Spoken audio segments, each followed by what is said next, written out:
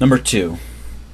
This commission foresaid transmitted a copy of an act to their respective presbyteries, ordering that all such as opposed these resolutions should be summoned to the next assembly at St. Andrews, July of 1651, which commission and assembly silenced 1 and deposed 3 of the protesting brethren for their faithfulness against their sinful course, which malignant resolutioners excommunicated worthy, pious, and zealous Colonel Strachan, also for his adherence to the remonstrance agreeable to sound covenanted principles against the public resolutions, with design to gain the favour of the court, and by Mr. John Carstairs in the High Church of Glasgow was that unjust sentence pronounced: "The man that doth preface all Mr. Durham's posthumous works, some of which are alleged to be vitiated by him, particularly upon that scandal, which seems inconsistent with itself, and clearly opposite to his other works, especially his writings upon the Revelation, chapter 2, but particularly on the Church of Pergamus."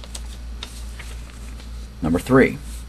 These public resolutioners foresaid in an Act of Assembly in Edinburgh, August 3rd, 1652,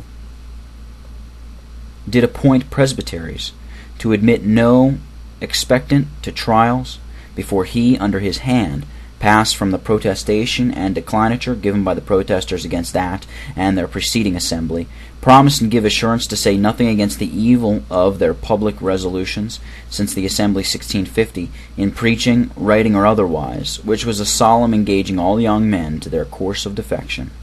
And in the same act, the foresaid resolutioners also ordain that presbyteries shall require the same things above mentioned of every ruling elder that comes to sit and act in their presbyteries, and, in case of his refusal, shall not admit him to act as an elder in any of their presbyteries. This is a clear instance that they would allow none to sit in their judicatories that would bear testimony against the evil of their way.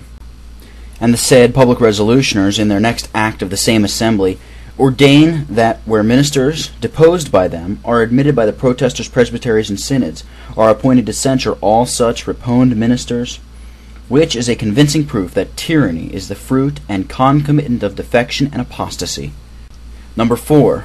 When the unhappy Restoration midwifed and brought forth that yet more universal defection, prelacy, and the church dethroning indulgence, the Lord raised up some whom he eminently honored to set the trumpet to their mouth as faithful watchmen upon Zion's walls, quote, never holding their peace day nor night, preaching in season and out of season, showing unto Jacob his sins and to Israel their transgressions, unquote, such as Messrs. Donald Cargill, John Welsh, John Wellwood, and Mr. Cameron, all sounding against the indignities and affronts put upon our Lord Jesus Christ by the different sorts of temporizers, the last of whom was censured at 2 distinct meetings of ministers, one at Edinburgh and the other at Dunscore parish, for preaching against hearing the indulged ministers.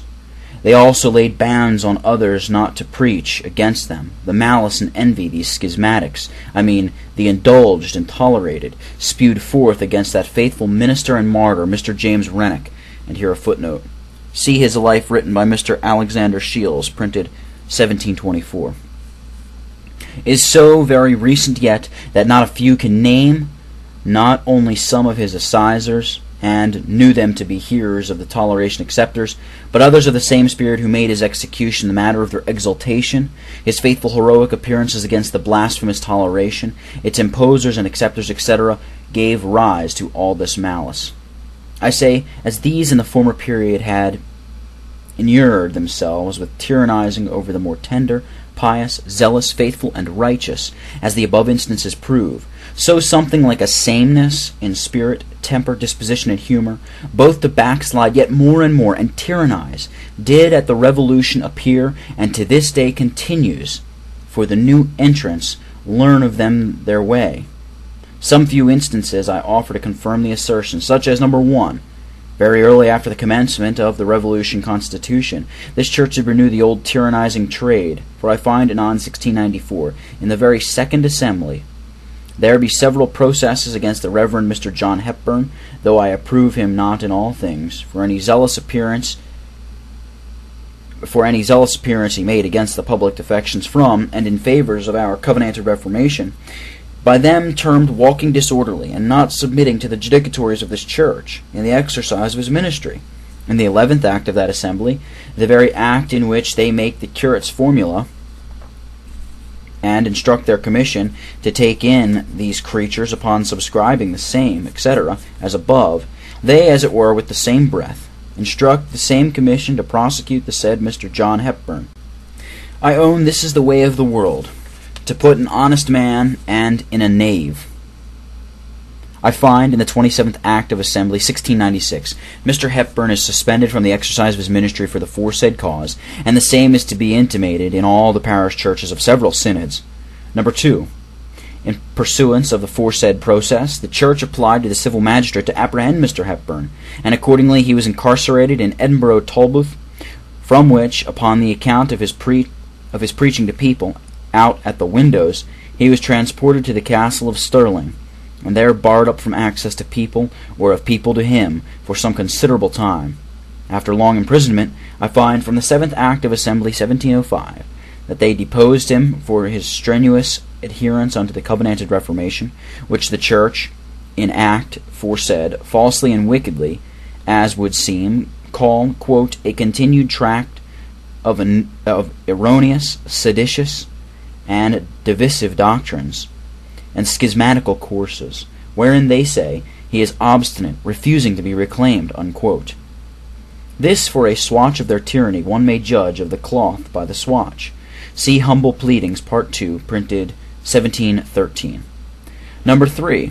The Presbytery of Kirkcudbright, anon 1703, framed and prosecuted a libel most unjustly, even some of themselves being judges against the Reverend Mr. John Macmillan, minister of the gospel at Balmackay, for presenting and refusing to refile from a paper of grievances in conjunction with 2 of his brethren, truly weighty, and worthy all due consideration, laid before them in a most orderly and regular way, craving amendment of several things amiss, and sadly wanting in the church foresaid, as that paper, printed, doth show.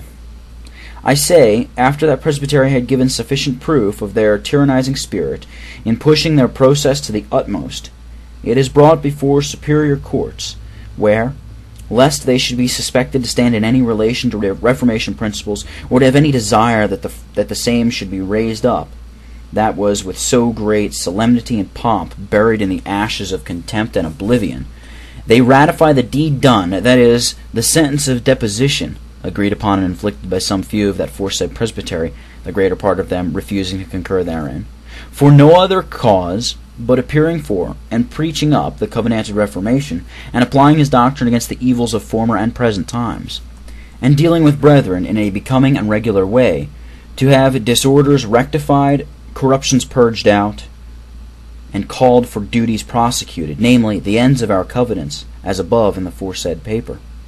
How well this conduct agrees with that of the public resolutioners above narrated is plain to everybody. Number 4. The General Assembly of 1704, Session 7th and Session 12th, appointed the Presbytery and Synod of Dumfries, etc., to take notice of and prosecute Mr. John McNeill, preacher of the gospel, for his holding by, preaching up, and pleading for the covenanted Reformation, and maintaining a just and necessary testimony against the prevailing flood of corruptions, defections, backslidings, and sinful courses, the bound duty of all within these lands in their respective stations and relations. Obsequinium, amicos, veritas, odium parit, that is, compliance goes current when plain dealing will not pass. See their joint declinature printed in 1708. Number 5. This church foresaid, in her 15th Act of Assembly, 1715, referred to her commission to censure Mr. John Macmillan, Mr. John Taylor, Mr. John McNeill, and Mr. John Hepburn, and Mr. James Gilchrist, minister at Dunscore, and others, and apply to the civil magistrate for suppressing and punishing them. Like as, in compliance with this church, her unhallowed demands, the civil magistrate did proclaim several of them rebels over the public market crosses, purely and solely for their firm and constant adherence to Reformation principles as above. The old persecuting spirit remains still, quote, filling up the measure of their fathers, unquote. Number 6. The Assembly, 1716, Session 10th, appointed their procurator and agent to cast the Reverend Mr. John Macmillan out of Kirk, Manse, and Glebe, and settle that intruder Mr. William McGee in possession thereof, who was, some say, thrust in upon that poor parish against the consent of all therein, except 16 persons that could turn with every wind and row with every tide, and would accept of his ordination, such as it was, 8 miles distant from that parish kirk, by this means. The assembly foresaid was guilty of 2 acts of tyranny at once, the one in appointing the ejection of the people's faithful pastor, though they never got it done, and the other in confirming and helping the settlement of that poor hireling foresaid. The casuistical essay, page 60, says, quote, "When faithful ministers are violently and for their faithfulness thrust out, and others intruded in their place, we jointly own that, in this case, there is just ground of withdrawing." Unquote. Number 7. The Presbytery of Dumfries, anon 1716, in pursuance of the foresaid 15th Act of Assembly 1715, deposed the Reverend Mr. James Gilchrist, minister of the gospel at Dunscore, for his bearing faithful testimony against that soul-defiling, scandalous oath of abjuration, and the swearers thereof, together with the manifold other evils attending it, and at that time miserably prevailing in these poor covenant-breaking lands, and for refusing, as was his duty, to bid them Godspeed by joining with them. 2 John 5, verses 10 and 11. Number 8.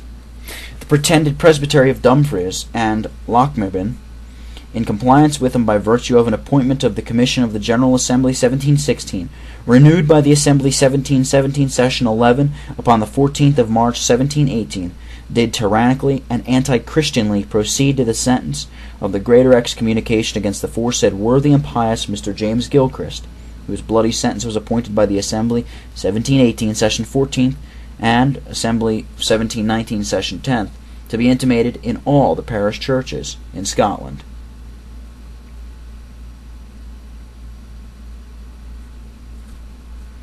There is nothing more manifest than that these assemblies, commissions, synods, and presbyteries, who have caused divisions and offenses by their defections, corruptions, errors, and tyrannizing conclusions and acts, and furiously defending the same, again, the forementioned worthy ministers have since been left in the adorable and righteous providence of God, which yet in other respects is to be sorrowed over, to fall into such courses, acts, and conclusions as have desertion of the Lord and a growing defection and apostasy engraven upon them, and are fallen in more than ever into an intimacy with the malignant enemies of the work of God, and grow more and more quim and cosh with them, while they are not only cold towards the truly tender, but cruel against all who, in the integrity of their soul, give these just and necessary significations of their abhorrence of the course carried on by these men, and of a compliance therewith in others.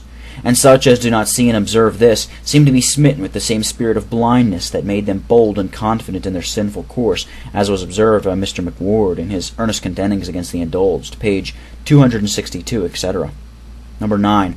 This present church seems to be possessed with such a spirit of tyranny and keenness, to have the old covenanted cause kept under ground, and the owners thereof held in contempt and scorn, and accounted the troublers of Israel, that they have issued forth above 24 acts, overtures, and references against the foresaid ministers, with design to have them further and further prosecuted and persecuted. That is, against Mr. John Hepburn, 9 acts, against Mr. John McMillan, 7 acts, and against them conjunctly 1, and against Messrs. John Hepburn, John McMillan, and James Gilchrist jointly 1 act, besides many other tyrannical acts and proceedings of the Commission and other inferior judicatories, for no other cause but what is above narrated, that is, faithfulness in the cause of Christ, according to covenant ties and obligations, which this church hath condemned in their acts of assemblies, and renounced in their ordination, engagements, and formulas, under these black and odious names and epithets of divisive courses,